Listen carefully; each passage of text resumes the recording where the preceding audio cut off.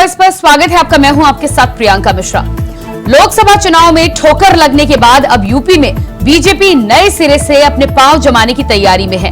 जहां हार की समीक्षा रिपोर्ट में सामने आए कारणों के बाद बीजेपी ने आयोग और निगम में खाली पदों को प्राथमिकता से भरने की ठान ली है, जिसके लिए हाई लेवल बैठक कर नामों पर मंथन हो चुका है और सूची भी तैयार हो चुकी है।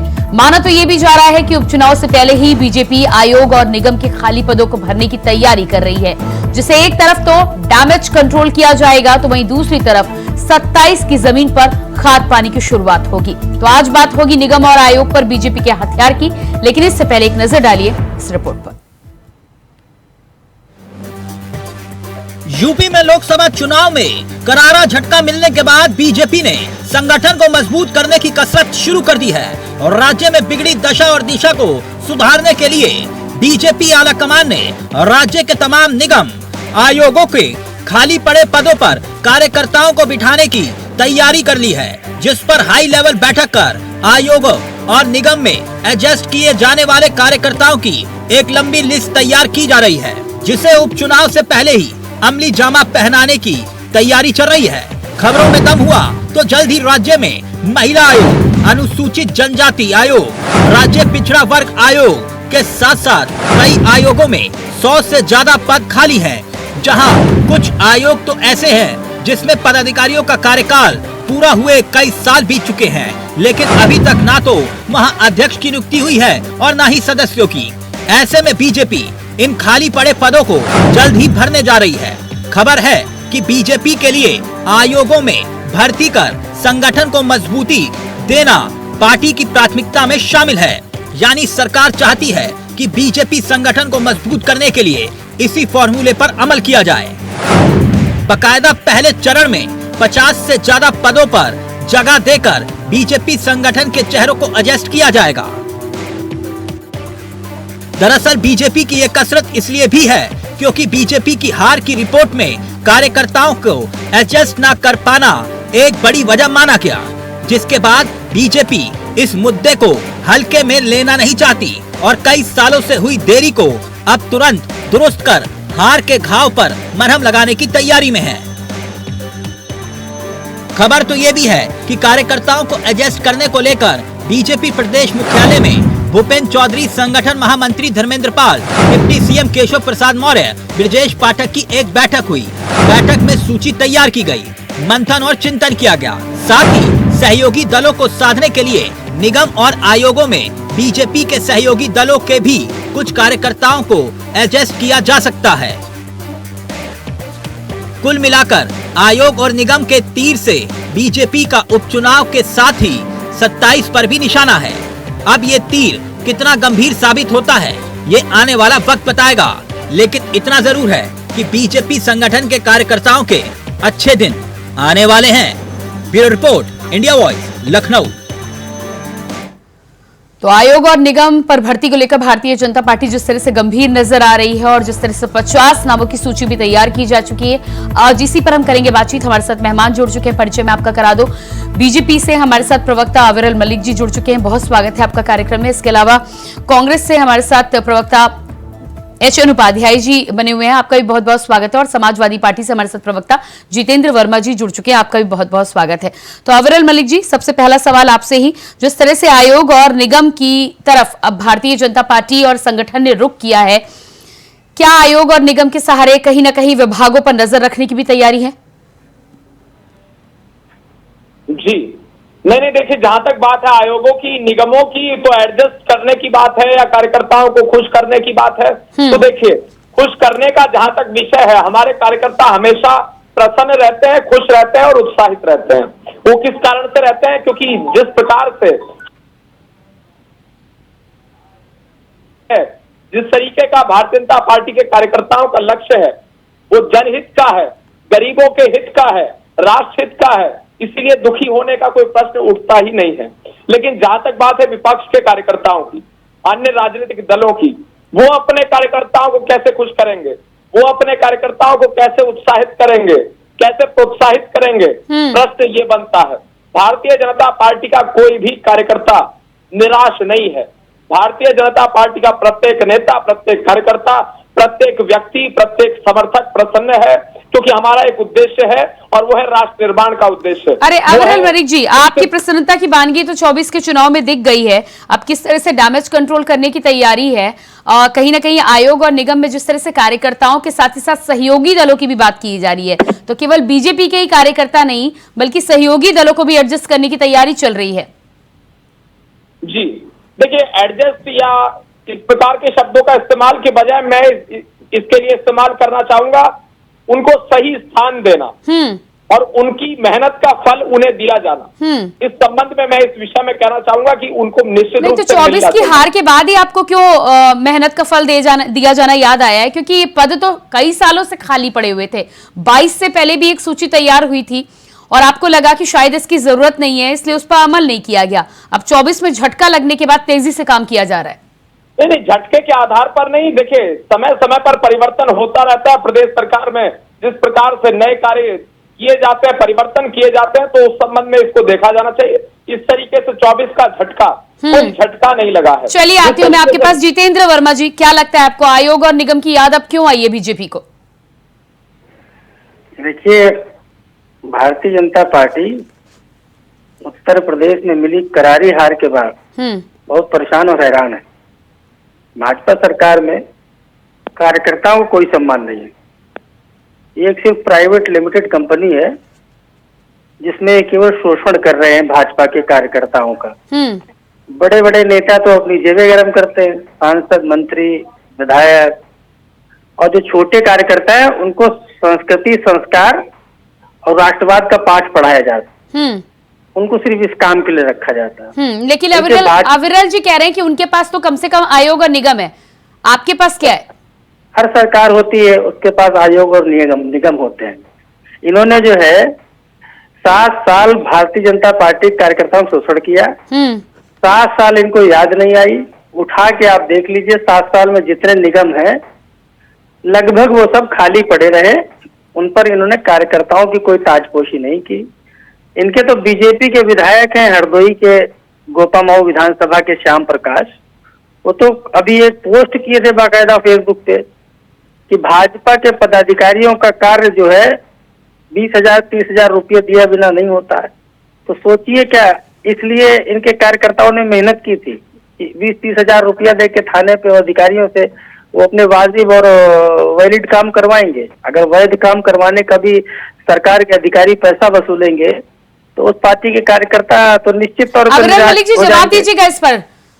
दोहरा निशाना साध रहे हैं जितेंद्र जी। एक तो भ्रष्टाचार की बात कर रहे हैं, दूसरी बात कह रहे हैं कि भारतीय जनता पार्टी के कार्यकर्ताओं को लेकर जब उनका काम ही कहीं नहीं होता तो पार्टी के साथ क्यों खड़े रहेंगे कार्यकर्ता? जी नहीं, देखिए, जिस प्रकार से कार्यकर्ताओं का विषय है तो शायद जितेंद्र वर्मा जी समाजवादी पार्टी से आते हैं, समाजवादी पार्टी के प्रवक्ता हैं, तो कम से कम ये चीज क्लियर है, जितेंद्र वर्मा जी चाहे कैबिनेट मंत्री बन जाए, चाहे राष्ट्रीय उपाध्यक्ष बन जाए, चाहे मीडिया प्रभारी बन जाए, लेकिन इन्हें राष्ट्रीय अध्यक्ष और मुख्यमंत्री की कुर्सी से दूर रहना होगा। मुख्यमंत्री का उम्मीदवार नहीं बन सकते और राष्ट्रीय अध्यक्ष नहीं बन सकते। क्यों नहीं बन सकते? क्योंकि इनकी पार्टी में परिवारवाद है। ये परिवारवाद के आधार पर चलते हैं। हमारे यहाँ भाई साहब कोई परिवारवाद ही नहीं है। यहाँ जातिवाद, परिवारवाद, भ्रष्टाचार नाम की चीज नहीं है। वहाँ राष्ट्रीय अध्यक्ष परिवार के आधार पर तय होता है। यहाँ सामान्य सा कार्यकर्ता भी जितेंद्र जी जवाब दीजिएगा बन सकता है और चाय बेचने वाला प्रधानमंत्री बन सकता है। ये भारतीय जनता पार्टी है, ये ही भारतीय जनता पार्टी की खूबसूरती है। जितेंद्र जी आपका जवाब। देखिए, कोई चाय वाला प्रधानमंत्री नहीं बना। 3 बार का मुख्यमंत्री प्रधानमंत्री बना था, जिसको उन्होंने चाय वाला बता के बहुत कैश किया। अच्छा, हमारी अभी राज्य की पार्टी है, अभी राष्ट्रीय लेवल पे हमारा विस्तार चल रहा है। दूसरे प्रदेशों की जनता भी हम पर भरोसा जताएगी और जता भी रही। कई जगह हमारे विधायक भी हैं। अन्य राज्यों में सरकार बनेगी तो हम भी मुख्यमंत्री बन जाएंगे। कोई बहुत बड़ी बात नहीं मुख्यमंत्री बन जाना। जैसे हमारे भाई कह रहे हैं, उनकी राष्ट्रीय पार्टी है, हमारी भी पार्टी राष्ट्रीय बनेगी तो हर जगह थोड़ा माननीय अखिलेश यादव जी मुख्यमंत्री नहीं। लेकिन अविरल मलिक जी जिस तरह से कह रहे हैं कि कुछ कुर्सियां तो छोड़नी पड़ेंगी ना आपको। अब कुछ कुर्सी तो यूपी में शिवपाल यादव को नहीं मिली तो आपको कहां से मिलेगी? 10 राज्यों में जब सरकार हो जाएगी तो हम भी किसी राज्य के मुख्यमंत्री हो जाएंगे।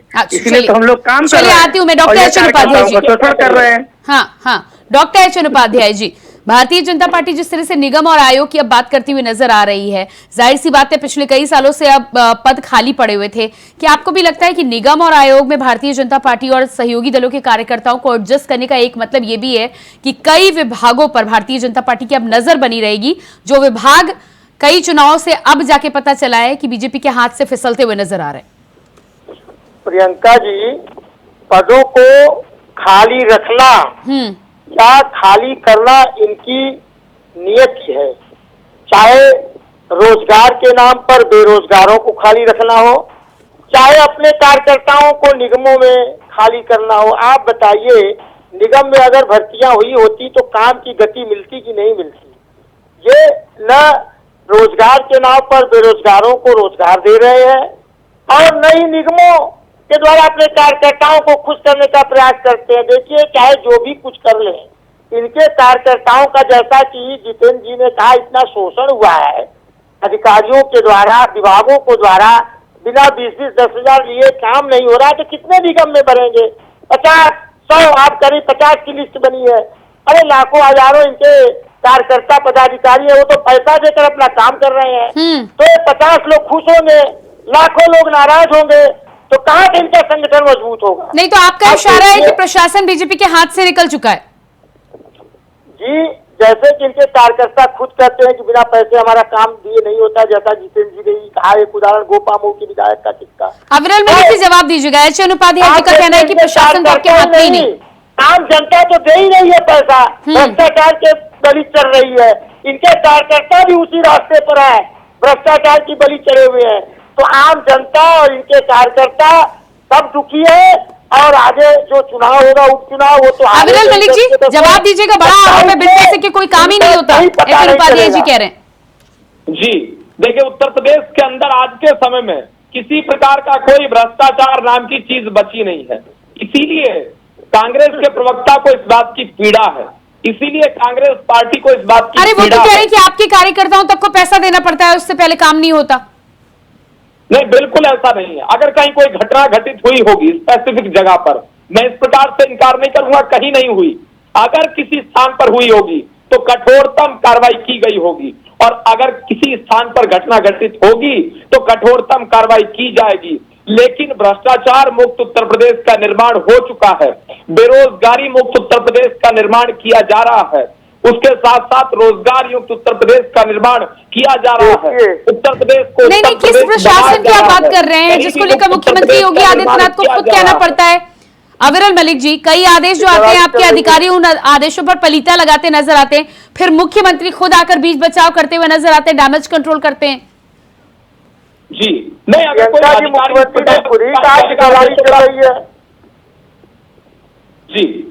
आदेशों का यदि कोई अधिकारी पालन नहीं करता है तो निश्चित उसके ऊपर कड़ी कार्रवाई होती है। इस बात को स्वीकारना आवश्यक है।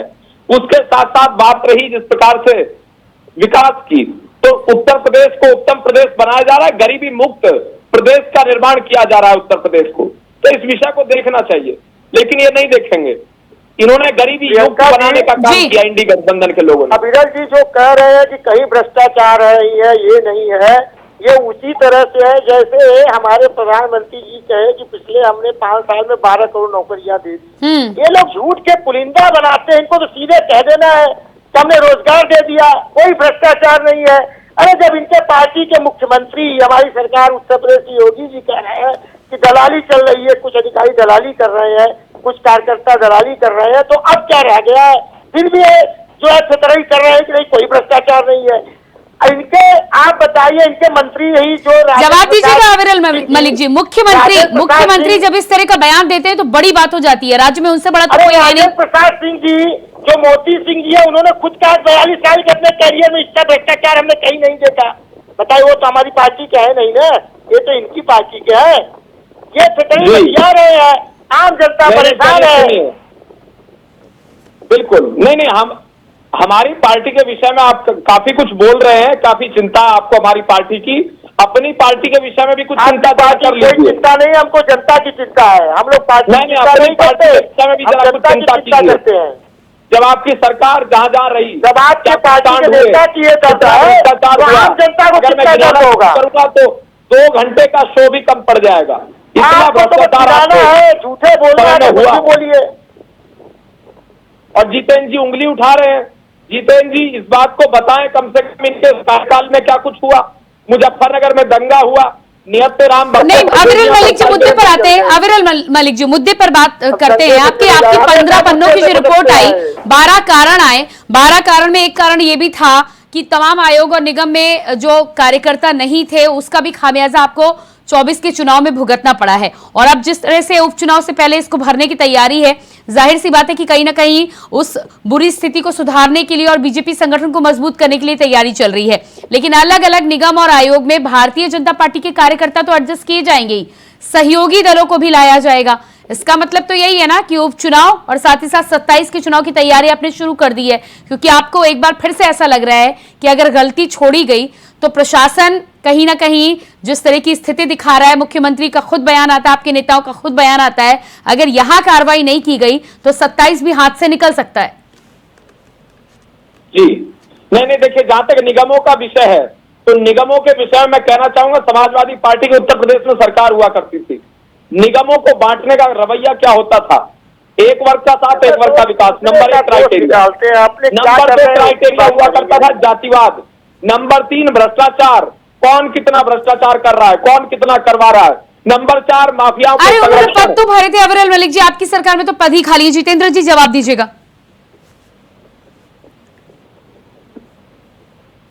जितेंद्र जी अपने फोन को अनम्यूट कीजिएगा, आपकी आवाज हम तक पहुंच आवाज आ रही है मेरी? आवाज आ रही है? जी अपनी बात रखें आप। देखिए, ये पार्टी के कार्यकर्ताओं को भाजपा सरकार सम्मान देना नहीं चाहती।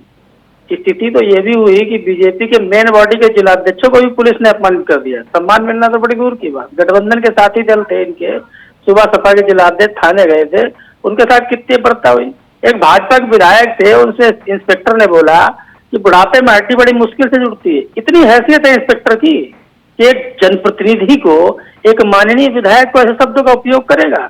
सपा सरकार होती तो उस अधिकारी को नौकरी नहीं करने देती, नौकरी से नहीं, लेकिन जितेंद्र वर्मा जी ये भी आपका बयान गलत है ना। आप प्रशासन में खास कर देते। हाँ। मैडम आप बताइए, एक सांसद विधायक बड़ा होता है, डीएम से भी बड़ा होता है। नहीं, देखिए ताली दोनों हाथों से बननी चाहिए, लहजे और सम्मान का इस्तेमाल दोनों तरफ से होना चाहिए। लेकिन आप ये नहीं कह सकते कि सरकारी नौकर को काम करने से रोक देंगे आप। बिल्कुल टर्मिनेट कर देते। उस विधायक की कोई गलती नहीं थी, वो सिर्फ भाजपा का विधायक पैरवी करने गया था और उसको इंस्पेक्टर ने 2 कंटाप भी मारा था। आपको पता नहीं था? नहीं, उस पर कार्रवाई बिल्कुल होनी चाहिए, उस पर कार्रवाई बिल्कुल होनी चाहिए, लेकिन सरकारी नौकर को काम करने से रोक देंगे आप। क्या लोग बर्खास्त कर देंगे, जेल कर देंगे? क्या बात करती हैं आप? ऐसे लोगों को जेल जाना चाहिए। ये सरकारी सेवा के लायक है जो विधायक को झापड़ मार देगा, विधायक को कहेगा बुढ़ापे में हड्डी बड़ी मुश्किल से जुड़ेगी। ये सांसद विधायक से बोलेगा अगर अधिकारी, उसको जेल भेज देंगे बर्खास्त करके। नहीं ठीक है, आप घटना की अगर बात करें तो ठीक है, लेकिन इसमें ऊपर आरोप मत लगाइए। एंकर के अभी देखिए, ये सम्मान नहीं दे पा रहे हैं। अभी प्रदेश में बेरोजगारी बढ़ी है, देश में बेरोजगारी बढ़ी है, तो इधर युवा नाराज है, उधर भाजपा का कार्यकर्ता नाराज है, इनके भाजपा के कार्यकर्ता नाराज, प्रदेश के युवा नाराज। अब इनकी सिट्टी पुट्टी गुम हो गई है। अब ये 10 सीटों चुनाव में हारने जा रहे हैं। उसके बाद 2027 में भी समाजवादी पार्टी की बहुमत में सरकार बनेगी। ये अधिकारियों पे इनका कोई लगाम नहीं है। चाहे जो अधिकारी उठा किसी बीजेपी जिलाध्यक्ष को पीट दे रहा है। चलिए फाइनल कमेंट में लूंगी, लेकिन जितेंद्र वर्मा जी सरकार और प्रशासन को दोनों को मिलकर चलना होता है। ना सरकार को ऊपर होना होगा, ना नेता ऊपर रह सकते हैं, ना प्रशासन के अधिकारी ऊपर रह सकते हैं। अगर कहीं ना कहीं आपका कोऑर्डिनेशन और कोलैबोरेशन नहीं हुआ तो सरकार चलाना मुश्किल होता ही है। इसका मतलब ये नहीं है कि विधायक अफसर को थप्पड़ मारेगा या अफसर विधायक को थप्पड़ मारेगा। नजरिया आपका भी गलत है। जी जितेंद्र वर्मा जी, फाइनल कॉमेंट। जवाब दे दीजिए। देखिए, यदि कोई अधिकारी किसी जनप्रतिनिधि को थप्पड़ मारेगा और उसे अपमानित कर देगा, नहीं ये बिल्कुल गलत है। लेकिन जो आपने शब्दों का प्रयोग किया कि नौकरी नहीं करने देंगे, बिल्कुल हटा देंगे, टर्मिनेट कर देंगे, जेल भी भेज देंगे साथ में। अच्छा, वो इस सेवा के लायक नहीं रहा। हाँ। अगर वो कल आप पत्रकार है, किसी थाने जाइए, आपको झापड़ मार दे इंस्पेक्टर, नहीं जितेंद्र जी, संविधान के अंतर्गत अलग वो गलत होगा तो कोर्ट के माध्यम से खुद ही सजा मिलेगी। आपको बोलने की कोई जरूरत नहीं है, मुझे नहीं लगता। हम तो कहेंगे संविधान है ना रक्षा करने के लिए। मार दिया, इस सेवा के लायक नहीं है, हम तो यही मानेंगे। ऐसे लोक सेवा के लायक नहीं है। नहीं, मुझे लगता है नजरिया बदला जाना चाहिए। संविधान अभी है। अविरल मलिक जी, फाइनल कमेंट दीजिएगा, फिर एचएन उपाध्याय जी आपके पास आती हूँ। जी नहीं, देखिए, जिस प्रकार से अभी जितेंद्र जी बोल रहे थे, या अपने सरकार के समय में इनका जो रौब हुआ करता था सरकारी अधिकारियों के ऊपर, उसके तहत बोल रहे थे, उसके तहत बोल गए थे। लेकिन जहां तक बात है भारतीय जनता पार्टी की, कार्यकर्ताओं को पिटवा दें आपकी तरह, विधायकों को जेल भिजवा दें आपकी तरह। नहीं तो गुंडागर्दी भी नहीं तो गुंडागर्दी वाले शब्दों का प्रयोग भी ना करें आप। क्या मतलब हम अपनी शिकायत लेके थाने? ठीक है, एचएन उपाध्याय बहुत छोटा सा कमेंट, क्या कमेंट? एचएन उपाध्याय जी बहुत छोटा सा कमेंट। प्रियंका जी, जिस तरह से ये लोग अधिकारियों की बात कर रहे हैं, जिस तरह से अभी हाल में ही आरएसएस में अधिकारियों को जाने की छूट दी गई है, देखिए अधिकारी और अपने मन का और पार्टी विशेष के लिए काम करेंगे, अधिकारियों की स्थिति और खराब होगी।